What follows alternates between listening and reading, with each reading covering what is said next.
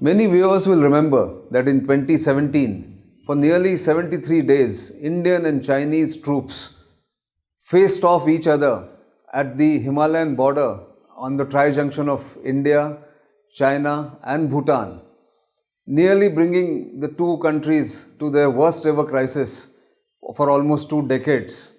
The constant battle of nerves between India and China continues across the nearly 4,000 kilometer line of actual control or the boundary between the two countries.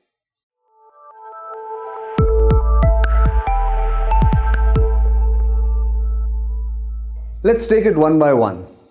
After the Doklam crisis in 2017 on that tri-junction that I mentioned, the Indian security managers and the political leadership have come to a conclusion that no matter what happens in diplomacy or in terms of engagement with China at the highest level, like the Wuhan summit, then the Mamallapuram summit between the two top leaders of the two countries, the tension between the two countries on various fronts will always remain. And therefore, all the three services, the armed forces that is, and other arms of the government coming directly under the security umbrella of the government of India, are now looking at ways to face the Chinese challenge, which is here and now, more squarely than it has done before. While Indian armed forces, Indian establishment knows exactly how to deal with Pakistan, its moves, Pakistani moves on various fronts are predictable. The Chinese approach to India, and especially in its neighbourhood, is not something that is very predictable or which can be anticipated. And therefore, India is gearing up to meeting this challenge in many ways. First, let's understand what the Indian Army is doing. All of you must have read this report in the media, where the Army Chief said that the Army is pulling out number of forces from the line of control with Pakistan and Jammu and Kashmir, because situation there is under control and some forces can be spared. Those spare forces or spare troops or battalions will now be deployed along the Himalayan frontier, where he did not specify. It could be in Ladakh, it could be in Sikkim, it could be in Arunachal Pradesh. Because the Chinese border or the boundary, as I mentioned, is not just contentious, it is arduous. It is difficult to man every inch of that border because it's a mountainous terrain all along. And of course, the climate is hostile. So therefore, more forces are always welcome, more boots on the ground are always welcome. That's what the Indian Army is doing, apart from inducting more hardware, military hardware, improving the infrastructure all along the Himalayan boundary. That's what the Indian Army is working on.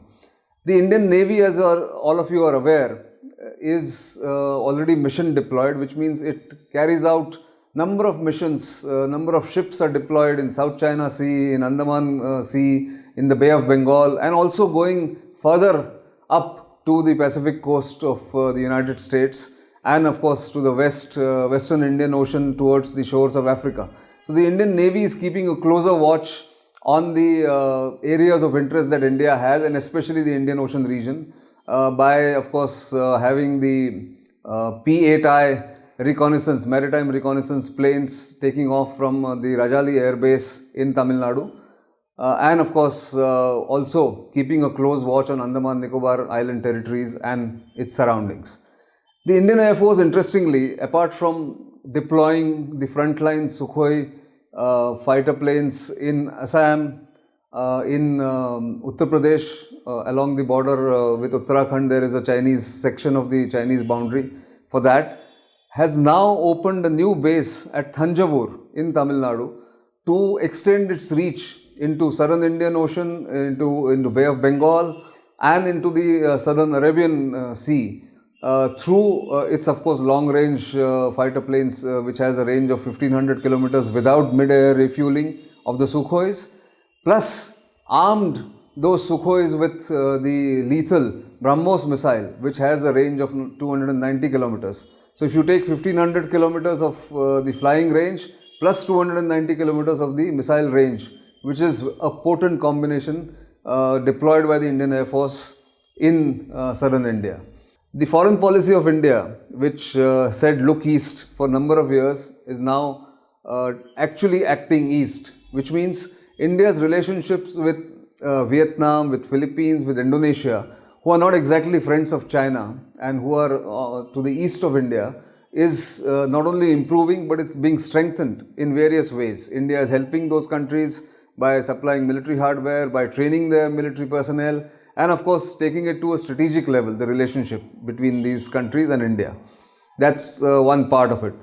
The Americans do a trilateral naval exercise with India and Japan called Exercise Malabar, are now open and are pushing India to include or re-include Australia into Exercise Malabar, so that the arrangement of quadrilateral pact between four countries, US, Japan, India and Australia, can also have a military element. So that's something that is in the offing in coming years. That apart, the Indian Ministry of External Affairs has also established, as some of you may know, I had written about this a couple of years ago, that China Center for Contemporary Studies has been opened, which is one of its kind, fully funded by MEA think tank, which focuses on not just security and strategic matters concerning China, but also economy, technology, climate change. All such non-traditional threats and potential challenges are being looked at in real time by this think tank, which is manned completely by serving officers from all different ministries, including MOD, MEA, MHA and even the Research and Analysis Wing, India's external intelligence agency.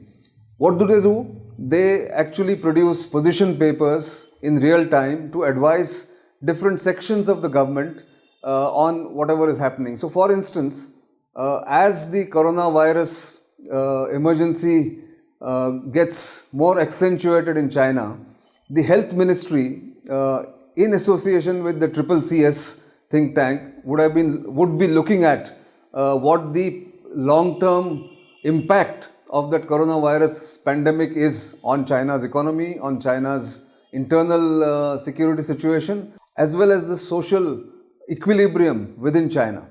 That's something that the CCCS does time and again, and that's its mandate.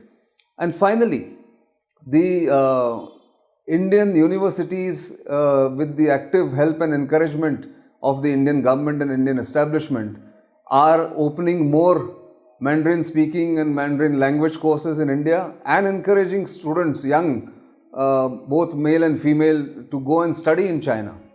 Last count, there were some 40,000 students studying various courses in China and at the same time learning the local language, because China is and will be India's biggest challenge, given the fact that it is making more and more inroads into India's neighborhood and its extended area of influence. That's why learning Chinese is something that my young friends watching this show can really start off, because that will pay you dividends in the future, in your career as well as in your life, because China is going to be omnipresent, no matter where you look, east or west.